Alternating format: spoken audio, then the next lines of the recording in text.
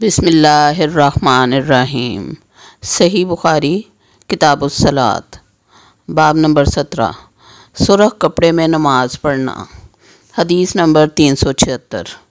حضرت ابو جحیفہ رضی اللہ تعالیٰ عنہ سے روایت ہے، انہوں نے فرمایا کہ میں نے رسول صلی اللہ علیہ وآلہ وسلم کو چمڑے کے ایک سرخ خیمے میں دیکھا، اور میں نے یہ بھی بچشم خود ملاحظہ کیا کہ جب حضرت بلال رضی اللہ تعالیٰ عنہ رسول اللہ صلی اللہ علیہ وآلہ وسلم کے وضو سے بچا ہوا پانی لائے تو لوگ اسے دست بدست لینے لگے۔ جسے اس میں سے کچھ مل جاتا وہ اسے اپنے چہرے پر مل لیتا، اور جسے کچھ نہ ملتا وہ اپنے پاس والے آدمی کے ہاتھ سے تری لے لیتا۔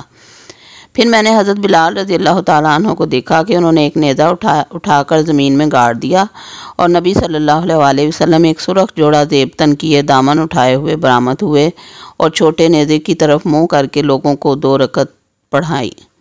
میں نے دیکھا کہ لوگ اور جانور نیزے کے آگے سے گزر رہے تھے، اور اس میں کوئی ممانعت نہیں۔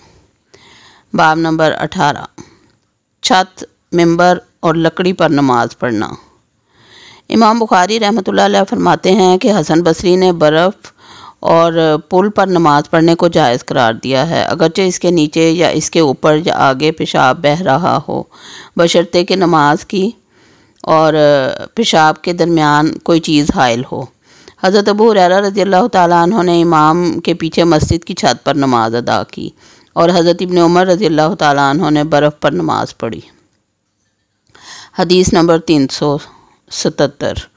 حضرت ابو حازم فرماتے ہیں رضی اللہ تعالیٰ عنہ کہ حضرت سہل بن سعد رضی اللہ تعالیٰ عنہ سے لوگوں نے دریافت کیا کہ نبی صلی اللہ علیہ وآلہ وسلم کا ممبر کس چیز سے تیار کیا گیا تھا۔ وہ بولے کہ اب لوگوں میں اس کے متعلق مجھ سے زیادہ جاننے والا کوئی نہیں۔ وہ مقام غابہ کے جھاؤ سے بنا تھا، جسے رسول صلی اللہ علیہ وآلہ وسلم کے لیے فلاں عورت کے فلاں غلام نے تیار کیا تھا۔ جب وہ تیار ہو چکا اور مسجد میں رکھ دیا گیا تو رسول صلی اللہ علیہ وآلہ وسلم نے اس پر کھڑے ہوئے اور قبلہ رو ہو کر تکبیر تحریمہ کہی۔ دیگر لوگ بھی آپ صلی اللہ علیہ وآلہ وسلم کے پیچھے کھڑے ہوئے۔ پھر آپ صلی اللہ علیہ وآلہ وسلم نے قرات کی اور رکوع کیا، اور لوگوں نے بھی آپ صلی اللہ علیہ وآلہ وسلم کے پیچھے رکوع کیا۔ پھر آپ صلی اللہ علیہ وآلہ وسلم نے اپنا سر مبارک اٹھایا اور پیچھے ہٹ کر زمین پر سجدہ کیا۔ دونوں سجدے ادا کرنے کے بعد پھر ممبر پر لوٹ آئے، پھر قرات کی اور رکوع کیا، پھر رکوع سے سر اٹھایا، پھر الٹے پاؤں پیچھے ہٹے اور زمین پر سجدہ کیا۔ ممبر نبوی کا یہی قصہ ہے۔ ابو عبداللہ امام بخاری رحمۃ اللہ علیہ فرماتے ہیں کہ علی بن عبداللہ مدینی نے کہا کہ مجھ سے امام احمد بن حنبل نے اس حدیث کے متعلق سوال کیا اور کہا میرا مطلب یہ ہے کہ نبی کریم صلی اللہ علیہ وآلہ وسلم لوگوں سے بلند جگہ پر تھے، اس لیے اس حدیث کی روح سے اس میں کوئی حرج نہیں کہ امام مقتدیوں سے بلند جگہ پر ہو۔ علی بن مدینی کہتے ہیں میں نے احمد بن حنبل رحمۃ اللہ علیہ سے کہا کہ سفیان بن عینیہ سے اس روایت کے متعلق بہت سوال کیا جاتا تھا، آپ نے ان سے یہ روایت نہیں سنی؟ تو انہوں نے فرمایا نہیں، میں نے ان سے اس روایت کا سماع نہیں کیا۔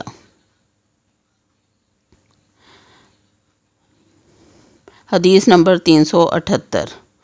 حضرت انس بن مالک رضی اللہ تعالیٰ عنہ سے روایت ہے کہ ایک مرتبہ رسول اللہ صلی اللہ علیہ وآلہ وسلم گھوڑے سے گر گئے تو آپ صلی اللہ علیہ وآلہ وسلم کی پنڈلی یا کندھا مجروح ہو گیا، اور آپ صلی اللہ علیہ وآلہ وسلم نے 1 ماہ تک اپنی ازواج مطہرات کے پاس نہ جانے کی قسم اٹھائی۔ اس بنا پر اپنے بالا خانے میں تشریف فرما ہوئے، جس کی سیڑھی کھجور کے تنوں کی تھی۔ چنانچہ صحابہ کرام رضوان اللہ تعالیٰ علیہم اجمعین آپ صلی اللہ علیہ وآلہ وسلم کی تیمارداری کے لیے آئے۔ آپ صلی اللہ علیہ وآلہ وسلم نے صحابہ کرام رضوان اللہ تعالیٰ علیہم اجمعین کو بیٹھ کر نماز پڑھائی جبکہ وہ کھڑے ہوئے تھے۔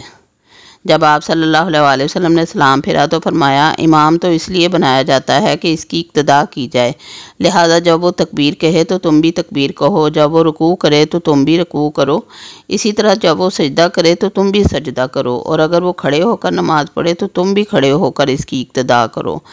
پھر آپ صلی اللہ علیہ وآلہ وسلم نے 29 دن پورے ہونے پر بالا خانے سے نزول فرمایا۔ صحابہ کرام رضوان اللہ تعالیٰ علیہم اجمعین نے عرض کیا اللہ کے رسول صلی اللہ علیہ وآلہ وسلم، آپ نے تو 1 ماہ الگ رہنے کی قسم کھائی تھی۔ آپ صلی اللہ علیہ وآلہ وسلم نے فرمایا مہینہ 29 دن کا بھی ہوتا ہے۔ باب نمبر 19، جب نمازی کا کپڑا دوران سجدہ میں اس کی بیوی کو لگ جائے۔ حدیث نمبر 379۔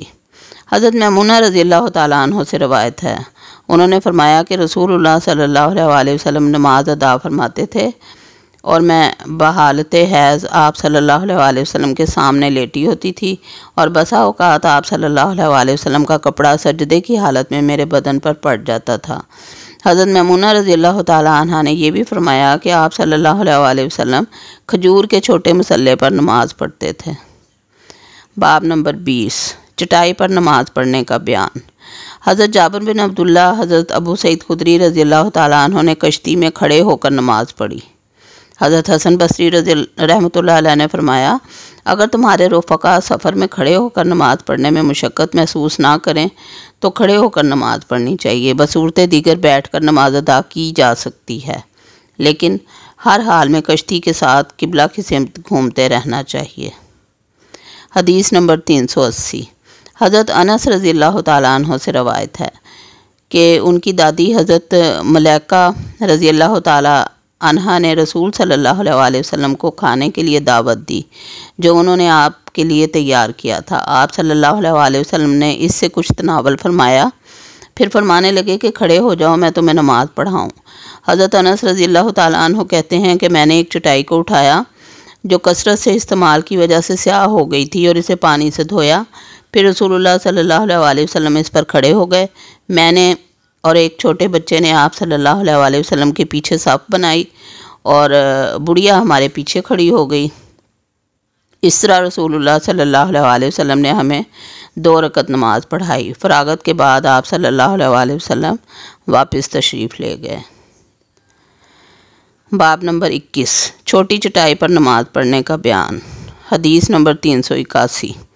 حضرت میمونہ رضی اللہ تعالیٰ عنہ سے روایت ہے کہ نبی صلی اللہ علیہ وسلم چھوٹی چٹائی پر نماز ادا کرتے تھے۔ باب نمبر 22، بستر پر نماز پڑھنا۔ حضرت انس رضی اللہ تعالیٰ عنہ نے اپنے بستر پر نماز پڑھی۔ نیز حضرت انس رضی اللہ تعالیٰ عنہ نے فرمایا کہ ہم نبی صلی اللہ علیہ وسلم کے ہمراہ نماز پڑھتے تھے تو ہم میں سے کوئی اپنے کپڑے پر سجدہ کر لیتا تھا۔ حدیث نمبر 382۔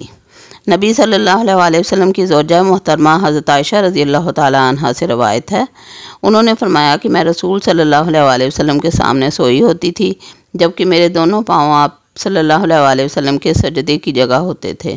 جب آپ صلی اللہ علیہ وسلم سجدہ کرتے تھے تو مجھے دبا دیتے تھے، میں اپنے پاؤں سمیٹ لیتی تھی۔ پھر جب آپ صلی اللہ علیہ وسلم کھڑے ہو جاتے میں انہیں دراز کر لیتی۔ حضرت عائشہ رضی اللہ تعالیٰ عنہ فرماتی ہیں کہ ان دنوں گھروں میں چراغ نہیں ہوتے تھے۔ حدیث نمبر 383۔ حضرت عائشہ صدیقہ رضی اللہ تعالیٰ عنہ سے ہی روایت ہے، انہوں نے بتایا کہ رسول اللہ صلی اللہ علیہ وسلم اپنے اہل کے بستر پر نماز پڑھتے جبکہ وہ خود آپ کے اور قبلے کے درمیان جنازے کی طرح لیٹی ہوتی تھیں۔ حدیث نمبر 384۔ حضرت عروہ رضی اللہ تعالیٰ عنہ سے روایت ہے کہ نبی صلی اللہ علیہ وسلم نماز پڑھتے تھے اور حضرت عائشہ رضی اللہ تعالیٰ عنہ آپ کے اور قبلے کے درمیان اس بستر پر لیٹی رہتی جس پر دونوں سوتے تھے۔ باب نمبر 23، سخت گرمی کے سبب کپڑے پر سجدہ کرنا۔ حضرت حسن بصری رحمۃ اللہ علیہ فرماتے ہیں کہ صحابہ کرام پگڑی اور ٹوپی پر سجدہ کر لیا کرتے تھے، نیز ان کے ہاتھ ان کے آستین میں ہوتے تھے۔ حدیث نمبر 385۔ حضرت انس رضی اللہ تعالیٰ عنہ سے روایت ہے، انہوں نے فرمایا کہ ہم نبی صلی اللہ علیہ وسلم کے ہمراہ نماز پڑھا کرتے تھے تو ہم میں سے کوئی شخص سخت گرمی کی وجہ سے سجدے کی جگہ پر اپنے کپڑے کا کنارہ بچھا لیتا تھا۔ وما علینا الا البلاغ۔ اللہ حافظ۔